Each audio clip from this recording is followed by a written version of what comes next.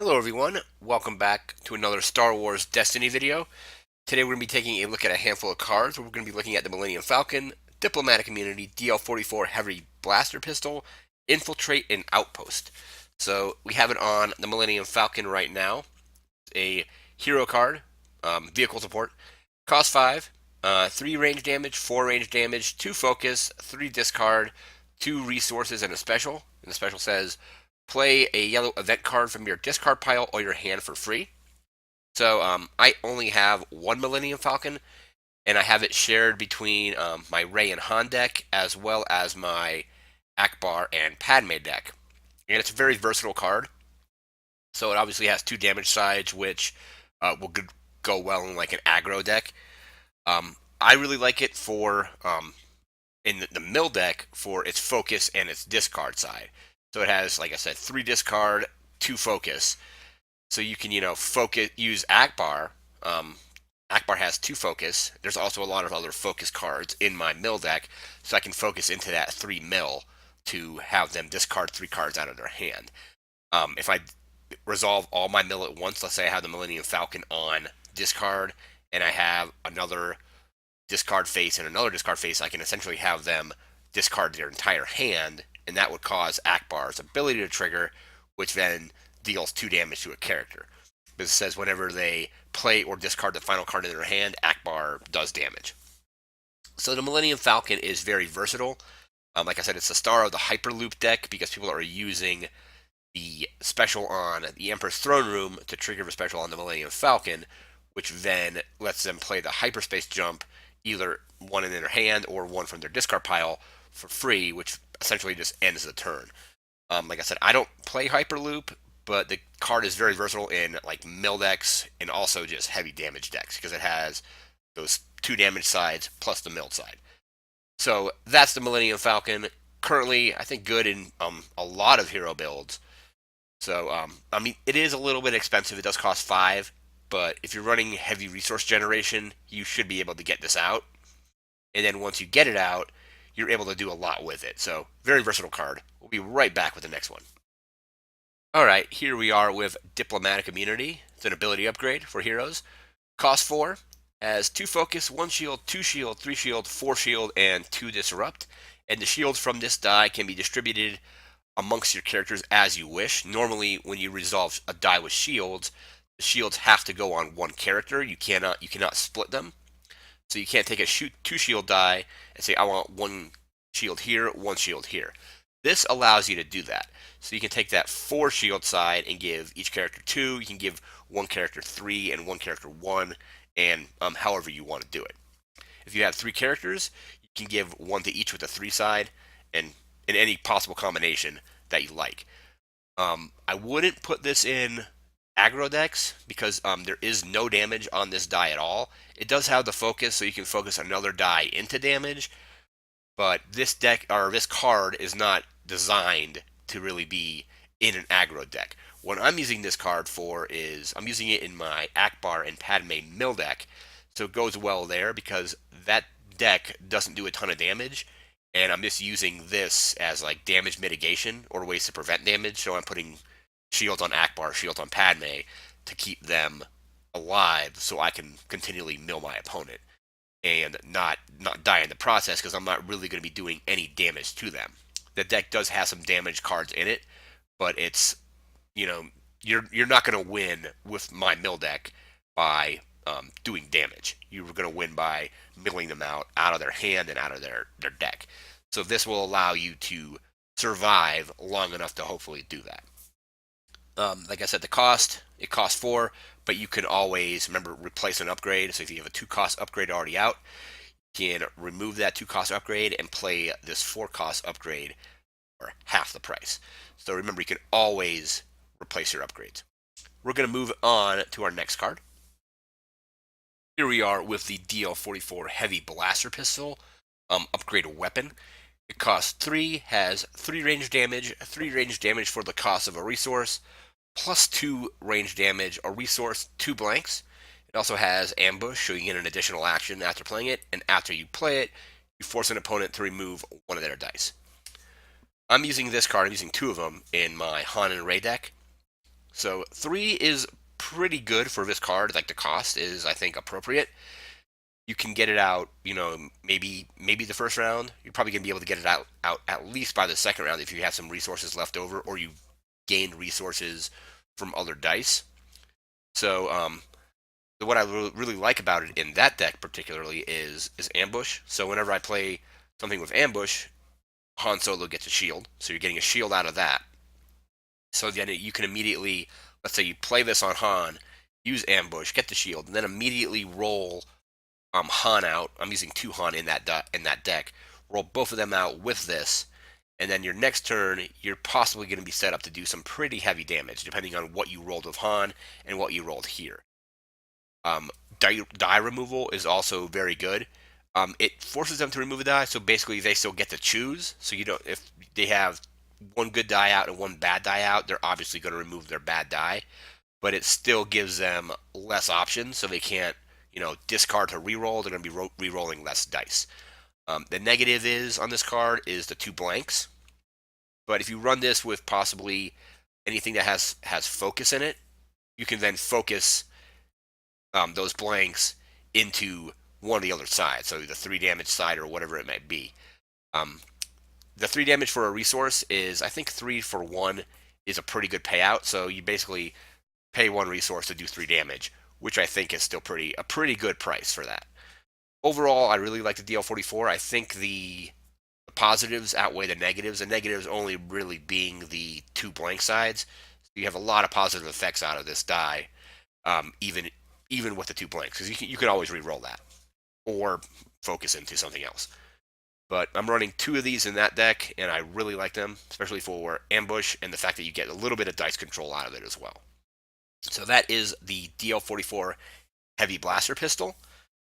We'll be right back with the next card as well. Alright, and here we are with Infiltrate, another hero card, upgraded ability. It only costs 1, so very low. Has 1 disrupt, 1 shield, 1 resource, 2 specials in the blank, and the special allows you to reroll up to 2 of an opponent's dice. So the positives on this are A, the cost is very low, it only costs 1. The sides on the die are very good for like early game, I think. So you can, let's say you roll this out, let's say you rolled out Han with like an extra action, so you can resolve something immediately, and you re-roll that, you roll the disruption, you can immediately disrupt them for 1 resource and have your opponent start with 1 resource. I think it's still better to start with a holdout blaster, get ambush off of that, and then hopefully roll Han's disrupt. But if you put this on Han, he potentially has 3 disrupt, so he has a 2 disrupt side in this. So if you rolled 2 disrupt on Han and 1 on that, you can disrupt them for 3 resources at let's say they have resources left over in the first round. You can take those resources they take the resources into the next round. You roll this out, you can immediately remove a good amount of resources with that. Like I said, shield also gains resources and 2 specials. 2 specials on a die is pretty good. And then you get to re-roll 2 of their dice. So if they rolled 2 dice very well, you can force them to re-roll those 2 dice, or up 2. So if they rolled, even if they rolled out badly on one on the other, you can have them keep the bad die out and roll the good die again, hoping to get a blank or a modified side or something that they can't use. One other thing I really like about this, going back to the low cost, is it makes for switching upgrades very easy. So you put this on Han or one of your other characters, and then once you have 2 resources again, let's say second round, replace Infiltrate with the DL44 Heavy Blaster, and instead of paying 3, you're only going to pay 2. So you can get that DL44 Blaster out for 1 less resource if you remove the Infiltrate. Infiltrate, though, is still very good because it adds dice control and, disruption, shields, and resources. So it's a pretty good card in that deck. I'm only running 1 of it currently, but I have like 1 sideboarded, so in case I need to run 2 Infiltrate, I have 2 Infiltrate in my Han and Ray deck, with 1 of them being switched out currently with something else, but if I need more, I can always run 2 of it. We'll be right back with our next card.